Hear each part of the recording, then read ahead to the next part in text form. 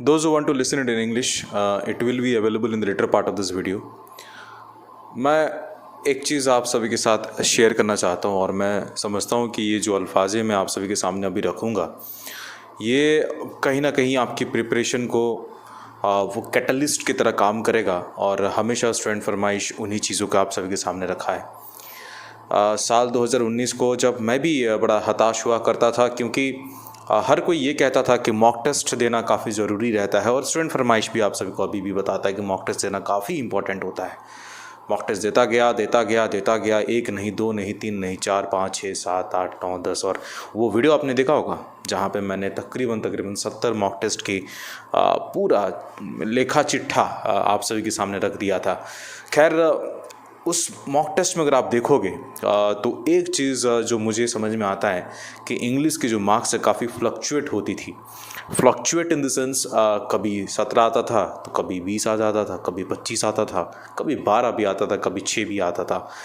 तो ये हल्के में नहीं लेना चाहिए। IBPS क्लर्क आपको सेक्शनल में रोक सकता है।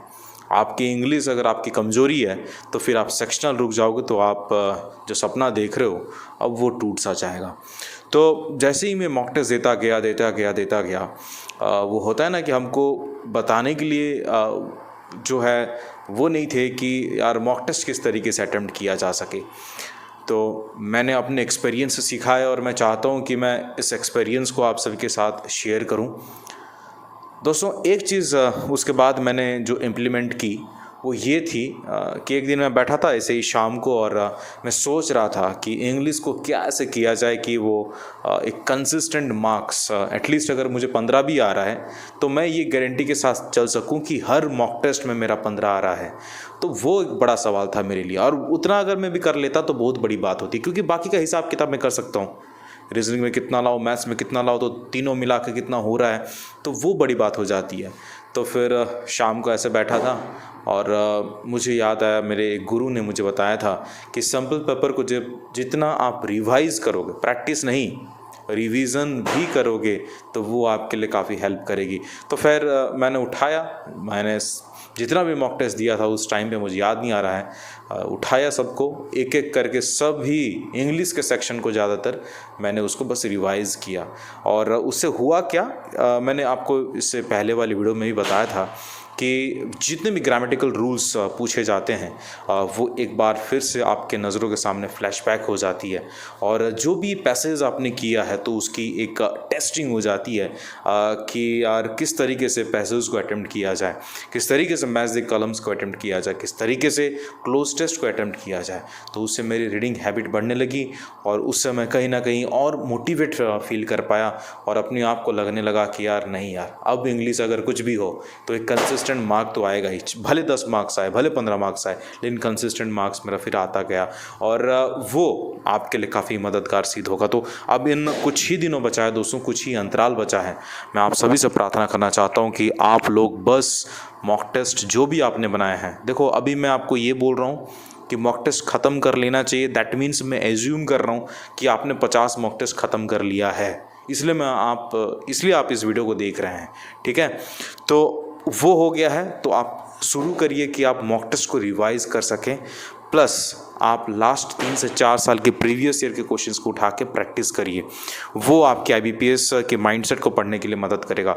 वो आपको कहाँ मिल जाएगा? स्टूडेंट फरमाइश का एक मॉक टेस्ट है, एक टेलीग्राम टारगेट बैच भी है, वहाँ पे आप लोग को ऐड किया जाएगा, क्वेश्चंस प्रोवाइड किया जाता है वहाँ पे।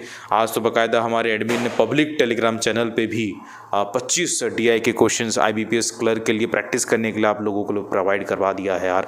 मतलब काफ़ी कुछ काम हम लोग कर रहे हैं आप लोगों के लिए, बाकी काम आपको करना है। और इस चैनल को अगर नए आए हैं तो सब्सक्राइब करिएगा, मुझे इंस्टाग्राम पे फॉलो करिए। आपको पता है ना कि कल इंस्टाग्राम पे हम लाइव आए थे, तकरीबन 10 लोगों से मैंने बातें की, वीडियो कॉल पे बातें की। आप लोगों को भी ये मौका मिलेगा, मैं कोशिश करूँगा कि हर सप्ताह 2-2 बार मैं ऐसे आऊँ। तो आप मुझे इंस्टाग्राम पे बिल्कुल फॉलो करो, और वहाँ पे कहीं ना कहीं आप लोग मुझसे पर्सनली कनेक्ट हो सकते हो। साथों साथ हम एक ईज़ के साथ डिस्कस कर सकते हैं कि किस तरीके से एग्जामिनेशन को अपीयर करना चाहिए, ठीक है। तो मैं ब्रीफ आउट कर देता हूँ इस चीज़ को इंग्लिश में। Guys, you know that practicing is not important, revising the concepts is also very much important. In the year 2018, I do remember I gave around more than 70-75 mock tests. The video for the same is available in my YouTube channel. You can search it. You can see it. For the same exam, IBPS clerk, I had attended more than 75 mock tests. What had happened? Actually, the thing that really was killing me from inside was that sometimes the marks in English were very much fluctuating, right? I used to get 15, somewhere 17, sometime more than 20, more than 25, sometime I used to score 6 marks, 7 marks. So this is very disappointing. Always as an aspirant, you will be asking yourself that if you are appearing for some examination, you should be having a particular trend, right? And the trend setter for the any examination is the English itself. So I was praying to God that what can I do so that at least I can console myself, I can comprehend myself that yes, in the English, definitely whatever the circumstances may be, I'll be getting 15 marks. So what can I do? So at that time I was sitting one evening and I was remembering my one of my guruji. He told me that practicing is not important, revising the concept is important, and you should revise the sample paper again and again. Then I started revising the sample paper of the English, particularly whatever the mock test I had attended at that time, and yes, it really helped me a lot. And after that I scored, I think 17, 18, 19, but that was like consistently scoring that much marks, right?